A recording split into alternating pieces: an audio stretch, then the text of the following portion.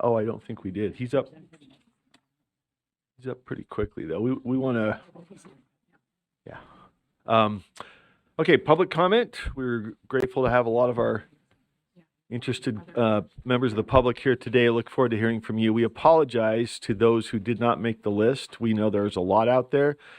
Please be assured we do read all the additional comments. If we had allowed everybody today, we would literally probably not have been able to get to board business. So please know that that's our reasoning. As you may have noticed, we sometimes end up at midnight or 2 a.m. as it is. So we do have to have at least some limits on this, but we want to hear from everybody. So send the emails, feel free to call us, make sure that your voice is heard. So let us just go through the guidelines. Public comments are limited to 2 minutes.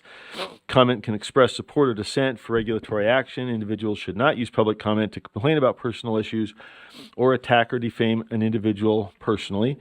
Speakers making a highly detailed or complex comment should also consider providing a written outline of their words to the board. Please remember, children may hear your comments. Be thoughtful and professional. Keep your comments appropriate for general audience. If you have material with explicit language or content, submit that material in writing to the board at publiccomments@schools.utah.gov. That's public comments, plural, at schools.utah.gov. Oops. It says S here, but I've been corrected. It's public comments, singular. Yes. All right. We'll correct that. I don't know if you're looking at this, but please don't follow me. Sorry, sir, just so you know, on the website, it's in 2 different places, and it's misspelled. It's been okay. All right. So yes, please please head to the website too. Easier way to just grab the link and email all of us. So, okay. With that, we've got those who signed up first were those who were put on the list. We want to recognize Representative Tim Jimenez. I think he's second on our list, but thank you for joining us from the Utah Legislature. First on the list is Monica Wilbur.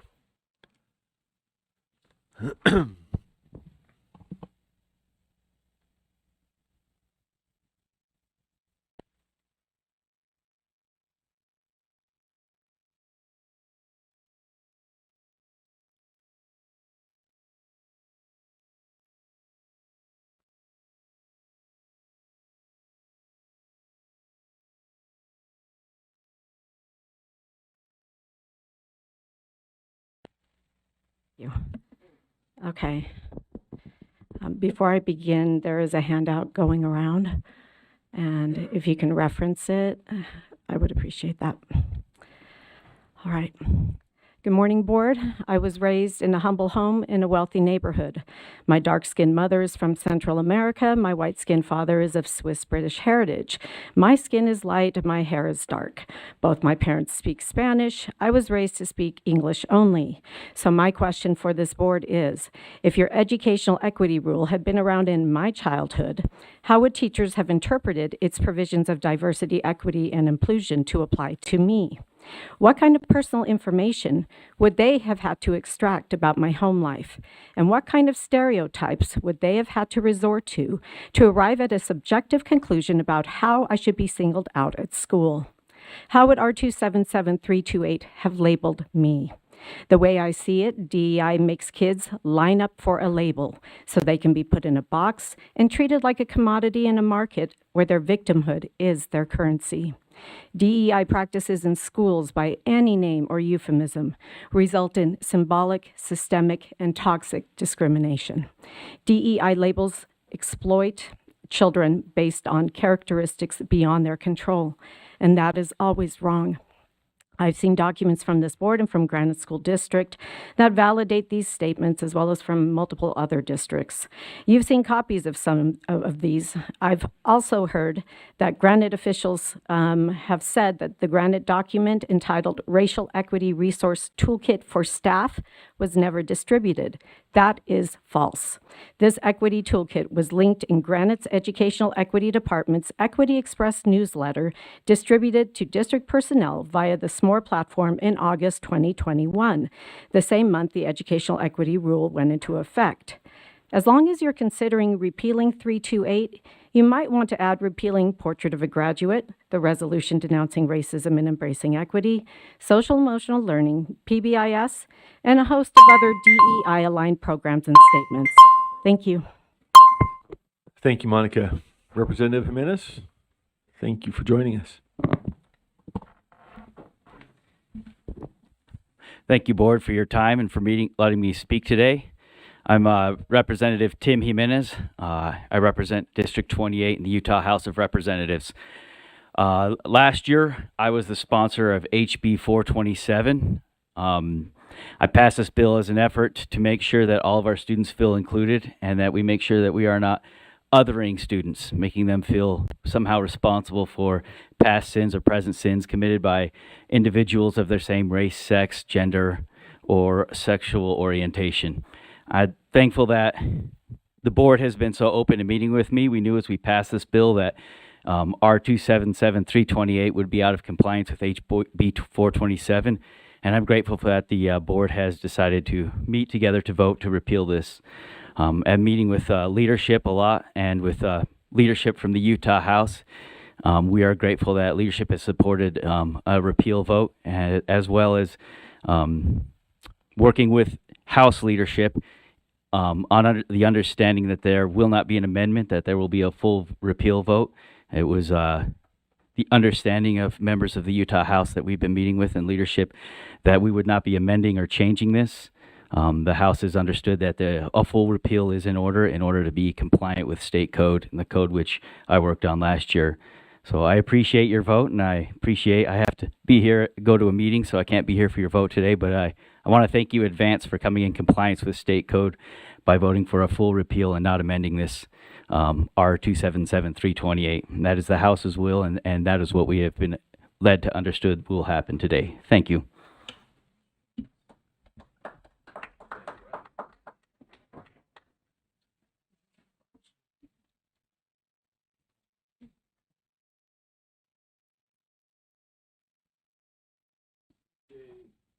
Wilkinson, I feel compelled to just say that leadership has agreed to put this up for repeal.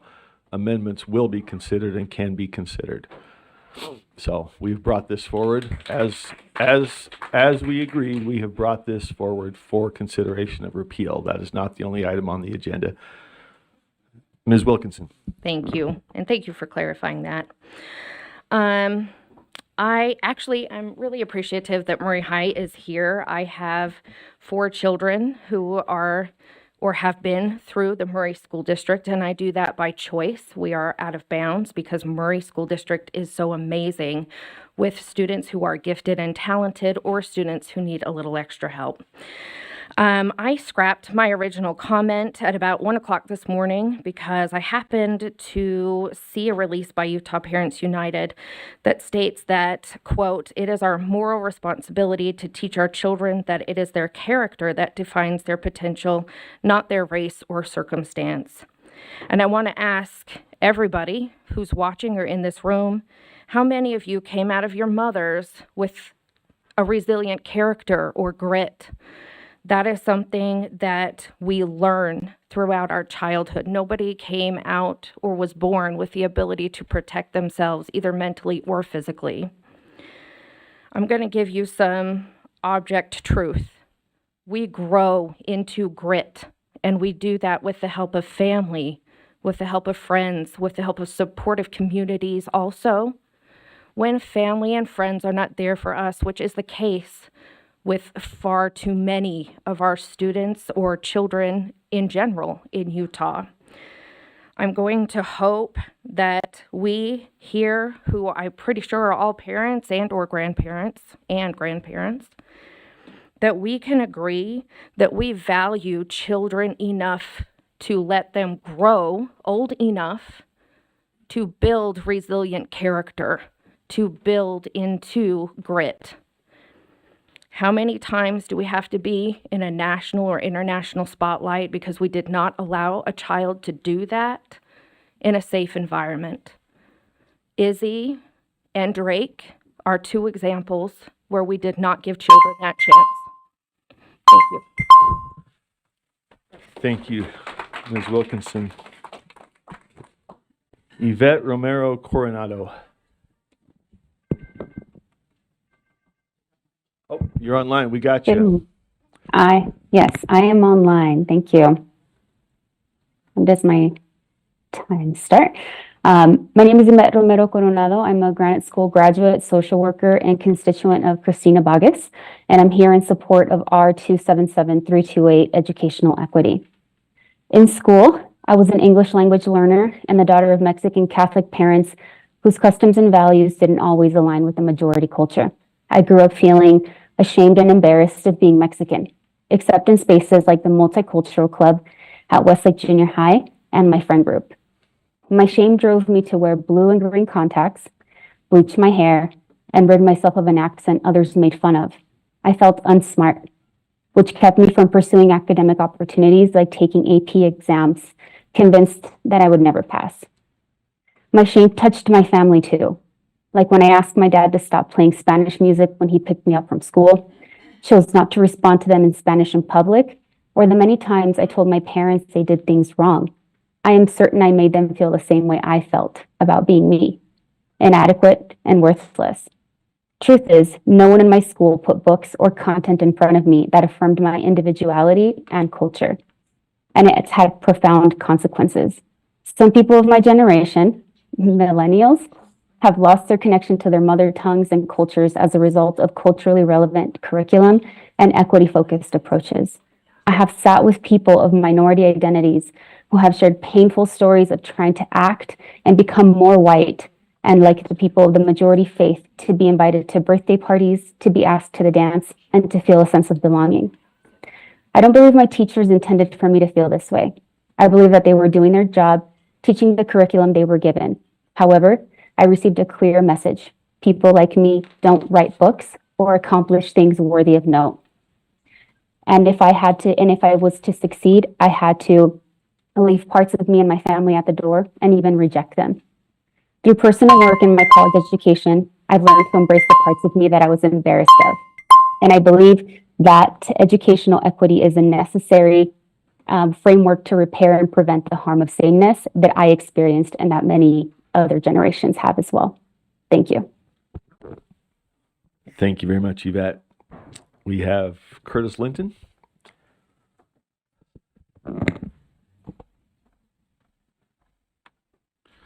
Good morning, Board, and thank you for this opportunity to speak to you today. I stand in support of R277328. I stand in support of educational equity. Why is this? I'm both a parent, I'm a white parent of 2 black children. I had an educational experience that I took for granted. I succeeded. The whole system was set up for me to succeed. Watching my 2 children go through Utah schools has shown me that it's not set up the same for every student. I enter today wondering why. Why is this such a contentious issue at this moment? Why is this rule that we worked so hard to pass 3 years ago being considered for repeal right now? Hearing Representative Jimenez, I now understand why. This is political. There's fear. I mean, honestly, I'm kind of troubled by what he said. It was a threat to you as a board from the legislature, not based upon the research that establishes that educational equity works, not based upon the superintendents within the state, the school boards within the state, the public comment that you've received saying, please keep this rule in place. This has become politicized. Why the fear? I don't quite understand. Educational equity is about equal opportunity for every single student to succeed. So if HR 427 asks for individual freedom, equality, and liberty to be the foundation of our education, here's what educational equity does. It recognizes each student comes in with unique needs. My daughter's ADHD is not a label, it is her characteristic. My son's black skin is not a label. It is how he was born. And when he walks in society, there's just a reality. We have a history around race that even can enter into the classroom. When he was 4 years old and a child at school told him, I can't play with you because you are dirty.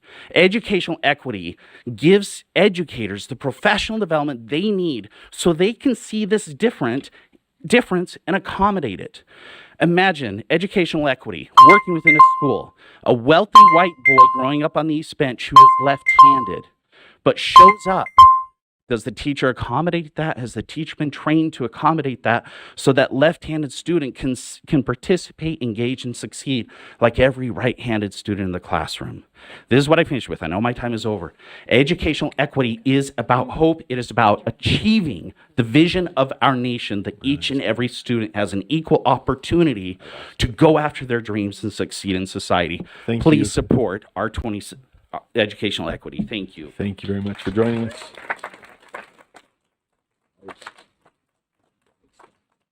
Renee Pinkney.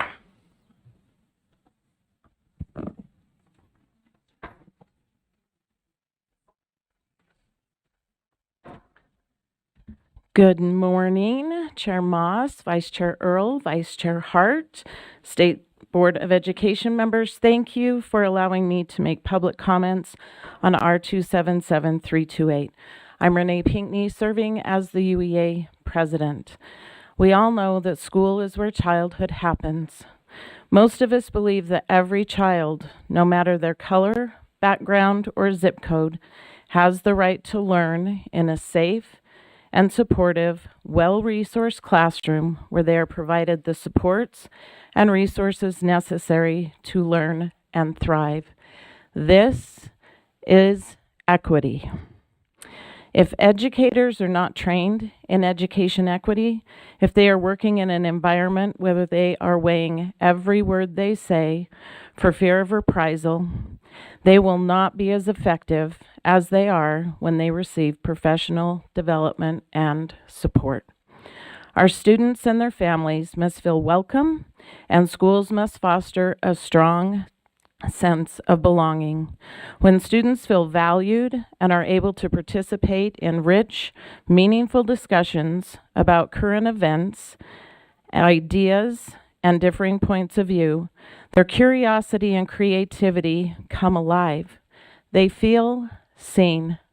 They feel as though they are a valued member of the school community. The equity rule provides educators with guidelines around classroom discussions. It is imperative that you, this board, support all educators and by extension, our students.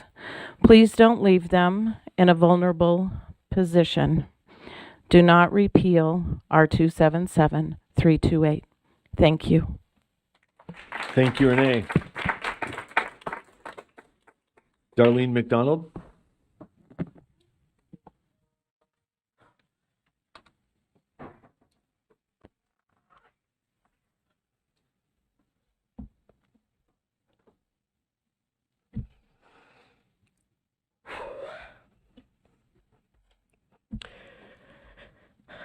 As a member of this community with a child with autism who has benefited from educational equity in schools, he is also a Special Olympics athlete participating in track and field, snowshoeing, and bocce ball.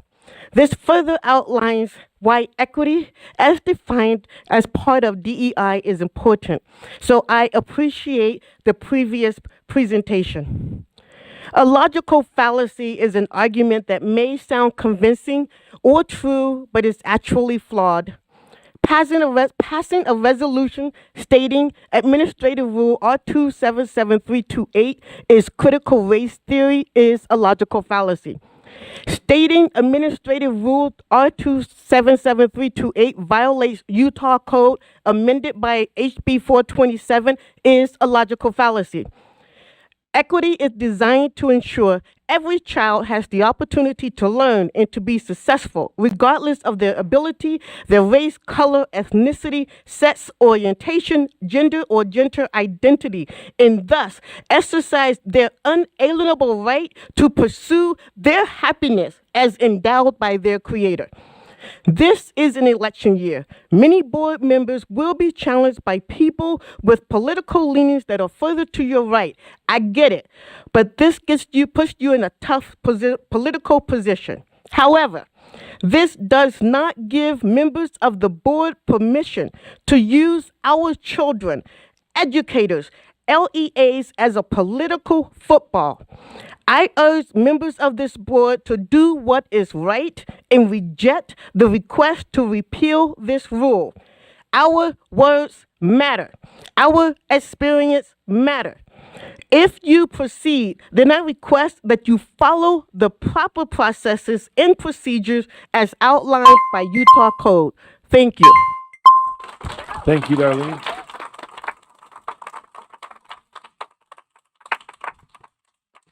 Dory Kim with Utah Rooting Out Racism.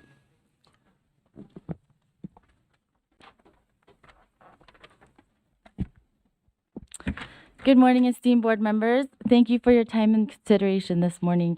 I'm Dory Kim, and I am representing Utah Rooting Out Racism, a group of parents, educators, community members, and researchers focused on anti-racist work in Utah schools. As I drove up here from Provo this morning, I almost wasn't sure I'd make it. I'm sure, like many of you here today, I'm extremely grateful for the snow removal, the people that worked to remove the snow throughout the night and the morning. But imagine that someone decided they didn't like the term snow removal. It's just a small group of people, but they're loud and they let UDOT know. And UDOT decides, hey, we don't want to deal with the controversy. It's easier to cater to those loud voices. So they tell themselves that snow removal probably isn't that necessary. Not all cars need it. After all, there's a lot of four-wheel drive vehicles out there, and they do just fine in the snow. So UDOT decides to discontinue the snow removal services because it's just too divisive. Well, we all know what's going to happen. The snow keeps coming, and the accidents start to pile up. Without any other plans in place to address the snow, cars just have to risk it. And as it turns out, a lot of those four-wheel drive vehicles were benefiting from snow removal too. This analogy may sound silly, but it's exactly what's happening with educational equity, the rule of educational equity today. A small group of people are putting Utah's children at risk in order to force the board into taking an ideological test. This has nothing to do with what is best for the children of Utah. It's about avoiding controversy and prioritizing political expediency, doing what's convenient rather than what is morally correct. In the same way that snow removal helped me arrive at my destination today, equity simply means removing barriers and providing supports for success. And it doesn't just help children of color. When we do equity correctly, all kids benefit. We urge you to keep R277328. Thank you.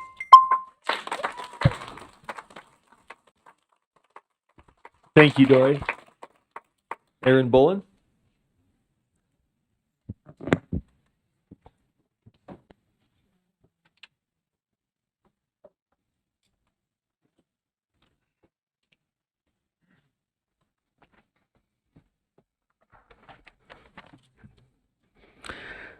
My name is Aaron Bolan, and I'm excited to see the repeal of R277328 today. I'd like to address the public statements made in opposition to this repeal by both the Access Committee as well as by the UEA. The Access Committee gives the following reasons that they don't want 328 repealed: marginalization of racial and ethnic studies, gender identities, sexual identities, xenophobia, and overrepresentation in behavioral referral and underrepresentation in advanced classes. I can only conclude that those on the committee that agreed to this statement have not actually read R277328 and maybe just read the title of the rule with the buzzword equity. Nowhere does it talk about behavioral referrals, honors classes. It certainly does not address xenophobia or the marginalization of gender identities. In fact, originally 328 was passed as a response to the legislator's request for the board to prohibit critical race theory principles in schools. But it seems like the lack of knowledge of what is actually in 328 has a lot of folks up in arms today. The UEA is another example. They claim that districts will no longer adopt curricula and open public board meetings. This is actually very humorous to me, considering that they fought against this requirement in SB 114 2 years ago, and then in SB 55 last year that was passed into code in 53G 4402, and is now a requirement for all curriculum against the protestations of the UEA and will remain in place after this is repealed. They also claim that we need 328 because there's no prohibition on teaching concepts in the classroom in 328. This may be my favorite claim because it proves exactly why 328 must be repealed. Code 53G 10206 has a prohibition on teaching children that they were born racist, but 328 does not, which put the two in direct conflict with each other. The UEA recognizes this, and I'm glad that the USB is recognizing this as well and will vote to repeal R277328. Thank you, Mr. Bolan. Dr. I'm going to mess this up. Adepimpi Deju Alatunde. Am I anywhere close to that? It's what? Oh, okay. Thank you. I am very grateful to be here, and it is my privilege to make this comment on behalf of the Advisory Committee on Equity of Educational Services for Students, Access. My name is Dr. Adebimpe Deji Olatunde, and I am the Access Chair. In our role as USBE Educational Equity Advisory Committee, we would like to provide input to the board in light of R277328 and as it pertains to the current climate in our state and schools for marginalized students. We, as a committee, collectively, we are concerned about many of our students who continue to experience marginalization resulting from deficit thinking about their racial and ethnic cultures, their gender and sexual identities, xenophobia, continued overrepresentation in behavioral referrals, and underrepresentation in advanced classes. In 2021, after its investigation into race discrimination against students in one Utah school district, the U.S. Department of Justice, DOJ, discovered there was widespread and pervasive race discrimination occurring in another Utah school district. The DOJ found, among other violations, that severe, pervasive, and objectively offensive race-based harassment by staff in several district schools are common. There are deficiencies. Our LEAs need guidance as it relates to standards regarding professional learning, guidelines and requirements for curriculum and classroom instruction and educational equity. We appreciate that Utah State Board of Education is doing its best to support all students in Utah. However, a complete repeal of the rule undermines its efforts and appears hasty and dismissive. It communicates an attitude of nonchalance and total disregard for the state's large percentage of marginalized students. It will be a devastating step backwards in the collective goal to guarantee that all Utah students have access to high-quality education. It is imperative we continue to seek to understand our students and strive to intentionally engage in practices that ensure Utah students feel safe and welcome at school. Therefore, as your Advisory Committee on Equity of Educational Services for All Students Access, respectfully and firmly opposes the repeal of R277328. We express to Utah State Board of Education that this is access input and it is in good faith. Thank you so much. Thank you. You may know that Access is an official advisory committee to the board, so we let that run a bit long. We're going to try to hold to our 2 minutes, but we wanted to make sure that our advisory board had full time to do that. We didn't put them on a separate spot on the agenda, but we thank them for being here, and we will be trying to keep to our 2 minutes for the rest as we have been. So thank you, and we have Gloria Vindis.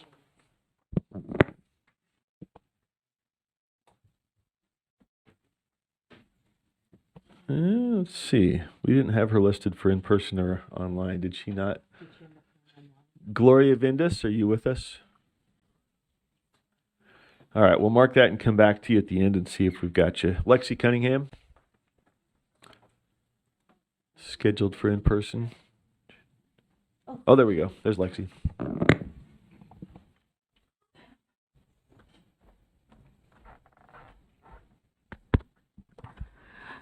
Good morning, members of the board. Lexi Cunningham.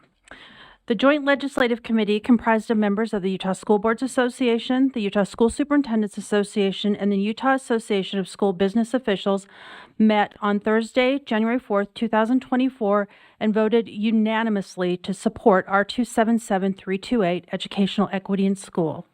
We believe the rule should not be repealed and urge you to reaffirm your commitment to educational equity. R277328 defines educational equity as acknowledging that all students are capable of learning and distributing resources to provide equal opportunities based upon the needs of each individual student. Equitable resources include funding, programs, policies, initiative, and supports that recognize each student's unique background and school context to guarantee that all students have access to high-quality education. R277328 also directs LEAs to provide training that will assist schools in creating a learning environment that is safe and respectful for all students. The rule asks LEAs to acknowledge differences by looking for the good in everyone and to collaborate with diverse communities to recognize that what we have in common. The foundation of Utah's educational system is based upon these principles. We are surprised that USBE board leadership made no attempt to reach out to educational leaders to discuss the proposed change before bringing it to a vote before the whole board. The removal of R277328 will have an impact on every LEA. USBA, USSA, and UASBA leadership would welcome a conversation with USBE board leadership. We feel R277328, educational equity in schools, is important because it individualizes learning, ensures equal access, creates safe learning environments, promotes positive recognition, ensures high quality education, and supports the foundation of the Utah education system. The future of education is on our collective hands. This is something that we as educational leaders take very seriously. Public education is our life's work, our passion, our commitment to our communities. The Joint Legislative Committee asks you to stand with the educational leaders of Utah in support of students, families, teachers, and schools, and reaffirm your commitment to R277328, educational equity in schools. Our students, our teachers, our families, and our schools deserve the best from all of us. Thank you. Thank you, Lexi. Good Maragani.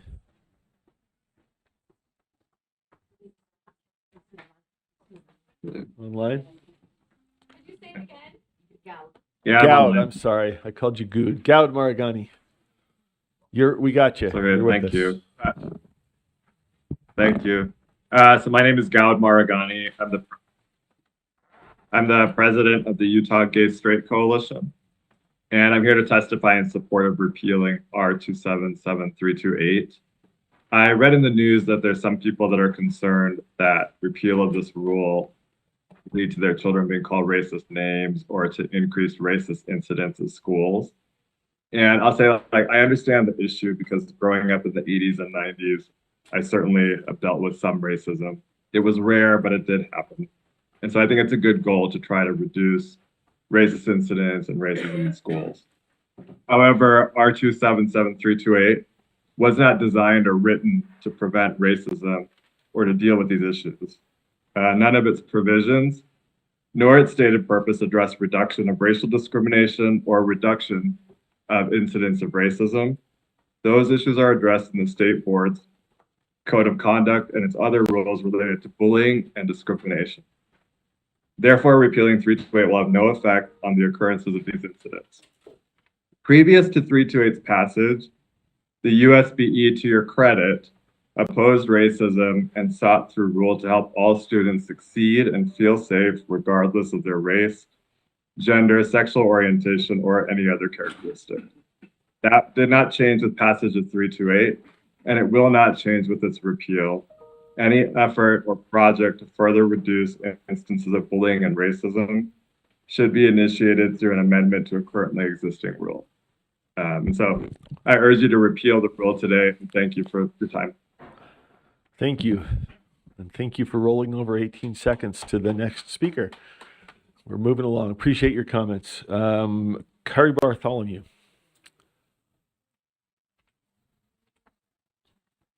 Online, I think. There we go. We got you. Oh, but we can't hear you. Sorry, you're muted. Still muted. Can you hear me now? There we go. Yep, you're on. Perfect. Thank you. Okay. I'd like to address the claim that this rule is needed to promote inclusion and belonging. The word belonging appears only once in this rule as part of the definition of inclusion, saying that inclusion means to ensure students feel a sense of belonging.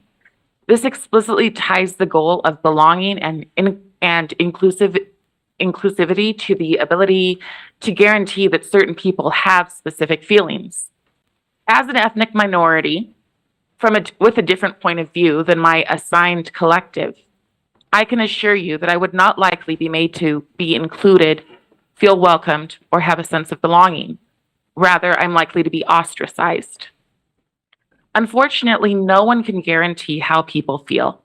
They can only do their best to treat people well, regardless of who they are. While it should already be obvious that treating people well and not being discriminatory or shunning people is how all people in the education field should behave, 328 doesn't outline any specific actions to help reinforce this truth or increase what 328 defines as inclusion. Repealing 328 will not decrease any student's feeling of belonging. But if the USBE and stakeholders are concerned about the presence of the word belonging and that feeling that they are trying to make students feel included, I would suggest passing a resolution or a new rule that actually brings about that change. One other thing that's very important is that this type of inclusion it means to center around some and to push others to the margin. There's so much about equity that I'm listening to a lot of people say that I could agree with. It seems to me that many people have not actually read the rule. So I hope that you have and will make the right decision. Thank you. Thank you. Kelly Jones. Online? Online. Hi, my name is Kelly Jones. What I learned about justice and inequity in the world, I learned from books or at school. I learned about the Holocaust in 8th grade, but I didn't learn about Ida B. Hanks or lynching until I was a graduate student. They covered the Salem witch trials, but I didn't learn that Shirley Chisholm was the first woman Democrat to run for president until I was an adult. I know my parents were proud when I won the Martin Luther King Jr. writing contest in junior high, but I don't know whether we ever sat down and talked about whether they supported him when he was alive, or like so many other white folks, felt that his ideas went too far. He wasn't revered in his time, remember. He was reviled. He was jailed over 35 times. He was murdered for believing in fundamental equality. He had a dream that we could reach a more equitable standard someday. But today I ask you, how are we doing with his dream? How are we doing when we can meet just a few short years after a statewide equity standard was adopted, was voted in 14-1 and suggests that it be repealed? What happened in 3 years? Did we solve educational inequity? I ask you to stand firm and vote no on this repeal. I ask you to give educators the ability to fill in the gaps. There is no substitute for directed learning, for guided curriculum. You're going to hear Dr. King's words twisted to suggest that he wanted us to be colorblind. He did not. He wanted his children to be treated with dignity that they deserved and to build a successful life. He didn't want them to struggle like he had. But we can't work for that dream if we can't teach about the struggle. Coretta Scott King said, "Struggle is a never-ending process. It is freedom. Freedom is never really won. You earn it and win it in every generation.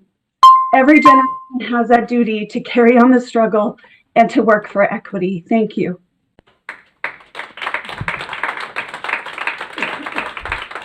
Thank you, Kelly. Ignasio Valdez, candidate for the Utah House of Representatives. Is he with us? Zoom? Don't see Mr. Valdez. He is online somewhere.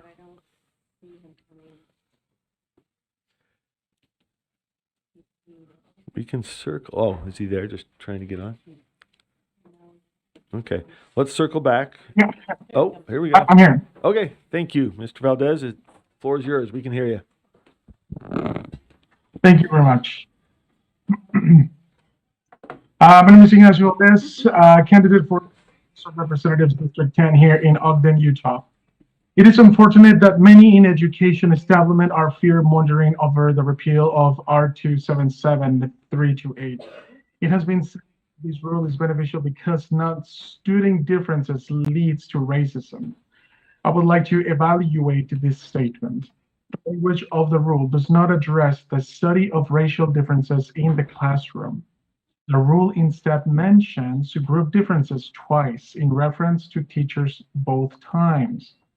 The first time in section 3-2-D as in Delta, it says teachers should be taught to acknowledge differences, looking for the good in everyone, including oneself, and showing due regard for feelings, rights, cultures, and traditions.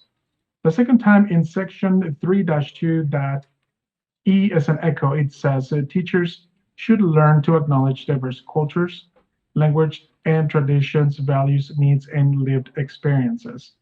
There's no explanation about how exactly this would be accomplished in the rule. How does a teacher acknowledge differences in practice? By making mental notes about all the differences the kids have between each other. Maybe there is no explanation of how to do this because it is assumed that it is the natural state of humans to notice that some kids celebrate Christmas and some celebrate Ramadan. Or is this directive vague on purpose to allow teachers to come up with their own interpretations of how to acknowledge lived experience in culture? Either way, the repeal of this rule does not in any way remove a mandate to study differences in the classroom because such a thing does not exist in this rule. But it may perhaps remove a guideline for teachers to acknowledge differences in some vague sense. And there's a concern that teachers will no longer notice that there are differences between students because this rule is repealed. Then it's possible that new rule may be required in the place of R277328 to make sure that they notice them again. Thank you very much. Thank you, Mr. Valdez. Brianna Hugh.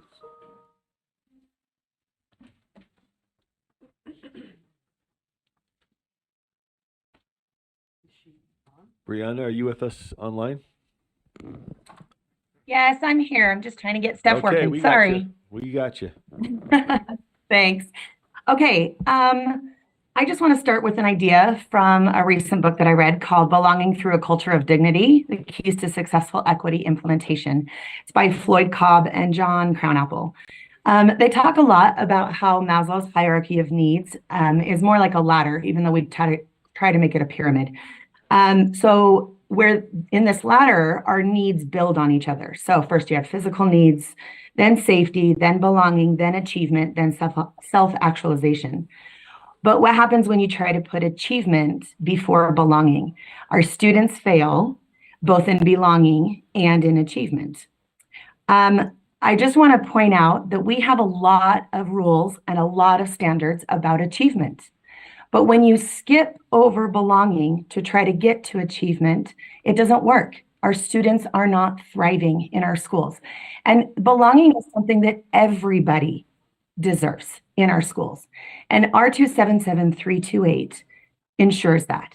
When we don't explicitly train teachers and admin how to address equity issues and violations, they are not equipped to meet the needs of all students and continue to have issues in our school. You recently voted as a board to adopt a new mission statement. That new mission statement is to open the doors of opportunity to all students. So as you consider this rule today, I want you to think about what does that actually mean? And what are the tangible and measurable ways that you as a board are ensuring that all students have those doors of opportunity open to them. We need good training. We need protection for our students. We need protection for our teachers, and we need protection for our families. This rule ensures that. Don't skip over belonging to try to get to achievement. It won't work. Thank you so much for all that you do. Thank you, Brianna. All right, let's circle back. We had Gloria Vindes on our list. I think she's the only one we missed. Am I right? Are you with us, Gloria? Oh. And so she has made other arrangements today because she was going to have a told. That is, it's just what I've been told. Huh. So she is not. Okay.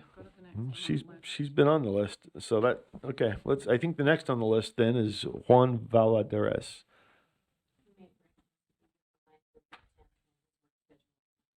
Okay. Next is Savitri Judge.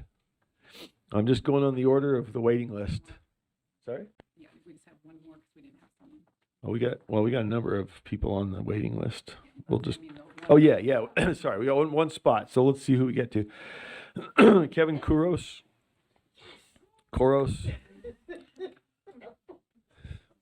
Got the golden ticket. Well, thank you, and thank you for having a wait list. I certainly appreciate it. Thank you, Chair Moss, and thank you, board members. My name is Dr. Kevin Cruz, and I'm here speaking just as a parent and as an individual. I would just like to start off by, if I was a board member and I was told that if I supported equity that I lacked knowledge, I'd find that very offensive and divisive. Full stop. You all are smart people, regardless of what side of this vote you fall on. I ask that you vote no on the repeal of R277-328 because it seems like there is not an agreed upon definition of equity among the board, and the process of this repeal and its justification has lacked public transparency. To me, it seems the discrepancy arises from what equity is and is not.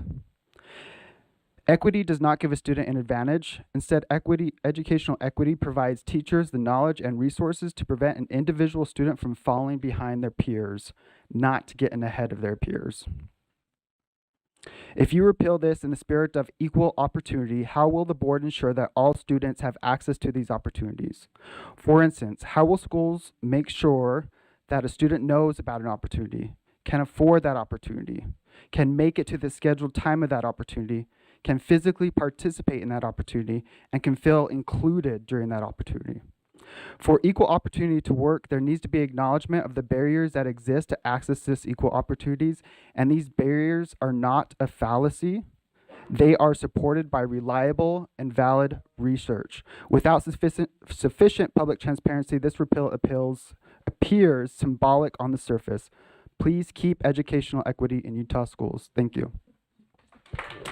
Thank you, Kevin. Okay, that wraps our public comment. We are over, but we do greatly appreciate hearing from everybody who's joined us.